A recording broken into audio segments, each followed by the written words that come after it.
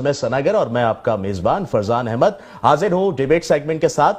اور روزانہ آپ کو پتا ہے کہ ہمارے درمیان کچھ پارٹیسپینٹ موجود ہوتے ہیں جو کسی ایک موضوع پر لب کشائی کرتے ہیں، جن میں سے ایک آگے کوالیفائی کرتا ہے. لیکن آج کا جو موضوع ہے وہ اتنا خاص ہے کہ ہم نے ایک مقررہ کو اعزازی تقریر کے لیے رکھا ہے، اور موضوع بہت ہی خاص ہے: اولاد کی تربیت میں باپ کا کردار. تو اولاد کی تربیت میں باپ کا ایک بہت اہم کردار ہے. تو میں چاہوں گا آج کی ہماری جو مقررہ ہیں، جو اعزازی تقریر کے لیے آئی ہیں، نبیہہ سے میں گزارش کروں گا کہ بیٹا لب کشائی فرمائیں.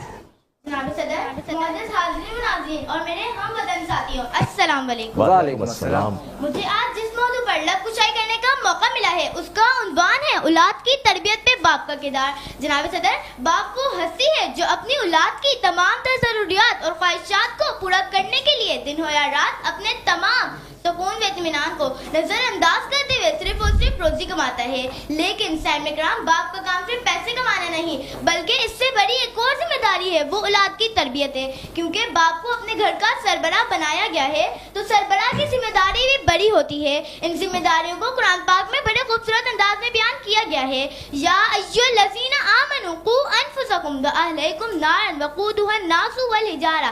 ترجمہ: اے ایمان والو، اپنے آپ کو اور اپنے اہل ویال کو اس آگ سے بچاؤ جس کا ایندھن انسان اور پتھر ہے. سامعین کرام، یہ آیت اس بات کی واضح دلیل ہے کہ باپ کا کام صرف مادی ضروریات پورا کرنا نہیں بلکہ اپنی اولاد کی اخلاقی اور روحانی دونوں طرح کی تربیت کرنا ہے. کیونکہ جب بچہ چھوٹا ہوتا ہے تو وہ ایک سفید کاغذ کی طرح ہوتا ہے، اس پر آپ جو چاہیں وہ لکھ سکتے ہیں، اور بچہ ہمیشہ اپنے ارد گرد لوگوں کی نقل کرتا ہے.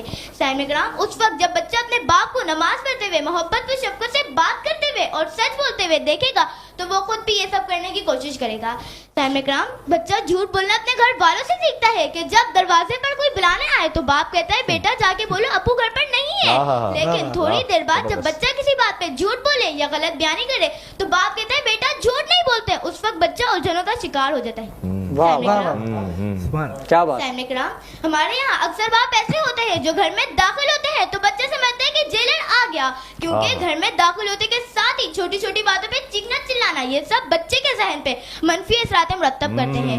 اس لیے والدین کو چاہیے کہ وہ اپنے متفلات کو بچے کے سامنے ظاہر نہ کریں. سامعین کرام، ہمارے یہاں والدین کی سب سے بڑی غلطی یہ ہے کہ وہ اشاعت تو دیتے ہیں مگر وقت نہیں دیتے. اگر وہ اپنے بچے کو اپنا وقت دیں اور اس میں اس کی تربیت کے حوالے سے طرح طرح کی سرگرمیاں کروائیں تو یہ بچے کے لیے بہت فائدہ مند ہوگا. سامعین کرام، میں آخر میں صرف اتنا کہنا چاہوں گی کہ اپنی اولاد کو معاشرے کے لیے ایک کارآمد فرد بنائے تاکہ ہمارا معاشرہ ترقی کر سکے. شکریہ. بہت شکریہ آپ کا بھی. کیا زبردست انداز سے بہت ہی خوبصورت گفتگو کر رہی تھیں باپ کے موضوع پر. اور